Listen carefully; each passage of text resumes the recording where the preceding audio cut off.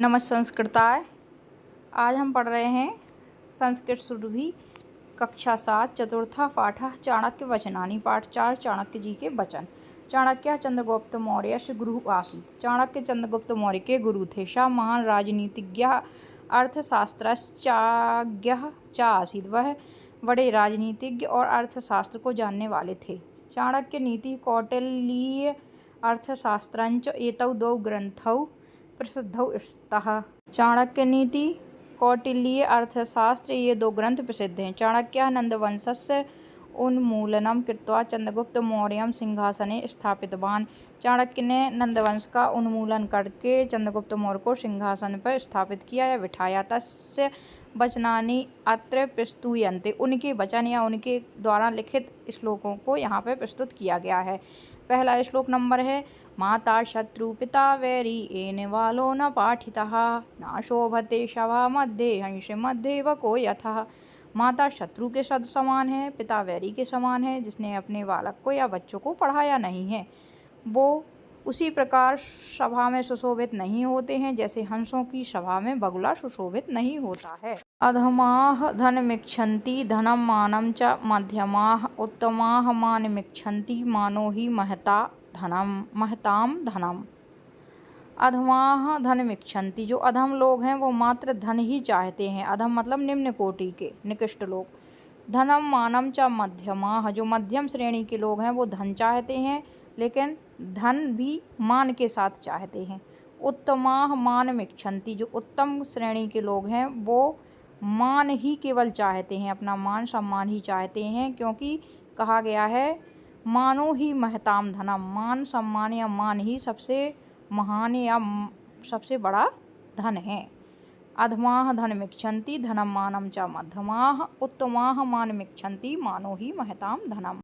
अब आते हैं श्लोक नंबर 3 पे। जल बिंदु निपातेन क्रमशः पूर्यते घटा सा हेतु सर्व विद्यानां धर्मस्य च धनस्य च।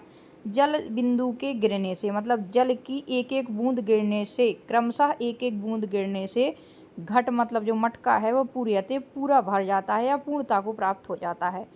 इसी प्रकार सभी चीज़ों में हेतु है। किन किन में? सभी विद्याओं में भी यही हेतु है, अर्थात हम थोड़ा थोड़ा करके एक एक टॉपिक को या छोटे छोटे अंश को पढ़ के हम उसको पूर्णता को प्राप्त कर सकते हैं।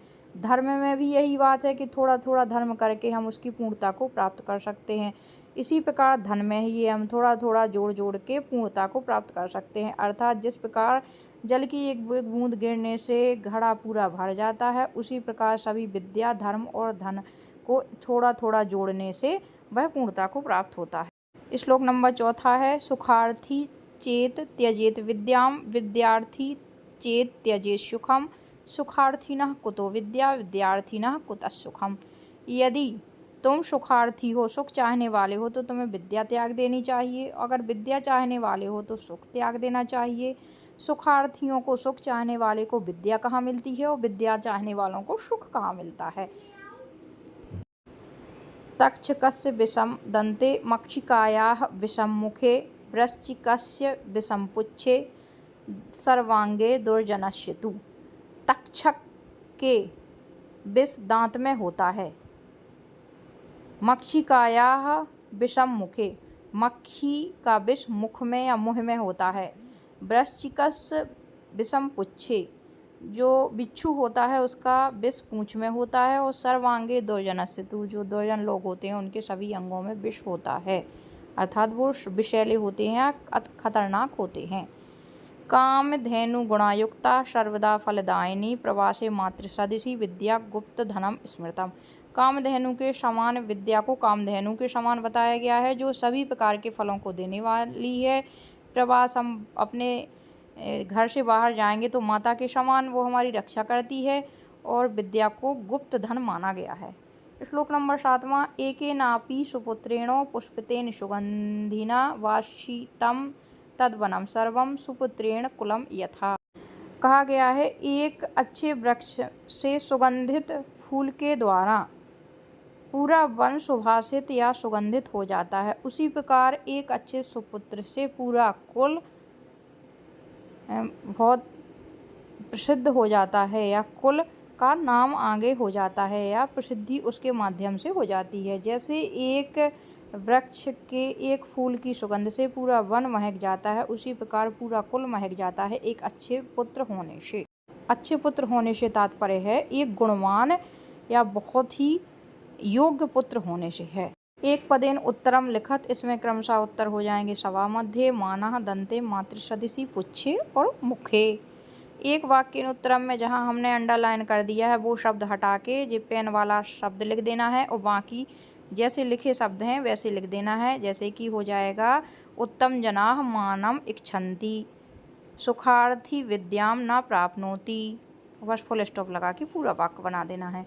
कोष्टक से चुनकर उचित शब्द खाली स्थान भरिए। उत्तमा, सुखम, मुखे, कुलम, वकः और विलोम शब्द में ये आपको भर देना है। समानार्थक शब्द लिखना है। माता का जननी होता है, वनम का अरण्यम होता है, पुत्रः श्रुतः, धनम वित्तम। पदों की विभक्ति पूरी करना है और क्रियापद धातु में पुरुष वचन लिखना है।